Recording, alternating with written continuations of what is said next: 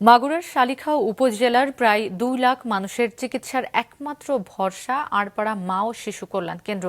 কিন্তু স্থাপনের ১.৫ বছর পার হলেও এখানে নেই কোনো চিকিৎসক। একজন উপসহকারী কমিউনিটি মেডিকেল অফিসার ও ফার্মাসিস্ট দিয়ে চলছে জোড়াতালির চিকিৎসা।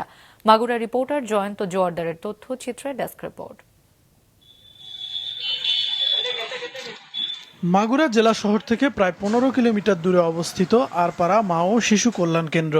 গ্রামীণ জনপদে স্বাস্থ্যসেবা নিশ্চিতে এটি চালু করা হলেও এখন তা নিজেই যেন ধুঁকছে।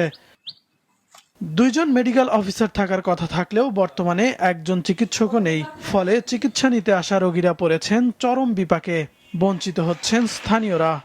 এখানে বড় বিশেষজ্ঞ কোনো ডাক্তার পাই না আমরা, তারপরেও যে লেভেলের ডাক্তার আমরা পেয়ে থাকি ওনাদের মাধ্যমে আমরা সেবা নিয়ে থাকি। বেশিরভাগ সময় বন্ধ থাকে, ডাক্তার থাকে না, রোগী তেমন আর আগে আসা যাওয়া করে না। যে মানে ডাক্তার থাকার কথা সে মানে ডাক্তার নাই। আমার মনে হয় যে একটা অভিজ্ঞ সম্পূর্ণ ডাক্তার দিলে আমার মনে হয় সাধারণ যারা জনগণ আছে সেদের জন্য অনেক ভালো হয়। এখানে যে বড় মাপের যে কোনো ডাক্তার যদি না থাকে তাহলে সেই তুলনায় আমাদের সেই মানের সেবা এখানে প্রদান করা সম্ভব হচ্ছে না, যার কারণে আমাদের জনগণ এর থেকে বঞ্চিত।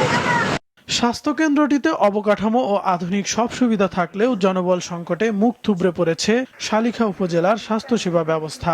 আমাদের লোকবল সংকটের কারণে আমরা আসলে প্রপার ভাবে সেবাটা দিতে পারি না, কারণ অনেক সময় রোগীরা এসে ফেরত যায়।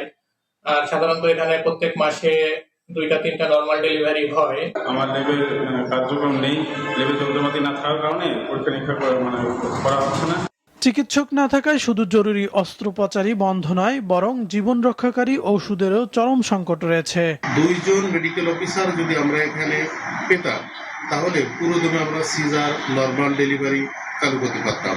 গত 1.5 বছর পরে আমাদের একেবারে প্রয়োজনের তুলনায় 5% ওষুধ আসে নাই। 10 শয্যা বিশিষ্ট মা ও শিশু কল্যাণ কেন্দ্রটিতে সাধারণ মানুষের চিকিৎসা নিশ্চিতে দ্রুত চিকিৎসক নিয়োগ ও পর্যাপ্ত ওষুধ সরবরাহের দাবি স্থানীয়দের। মাছরাঙা নিউজ ডেস্ক।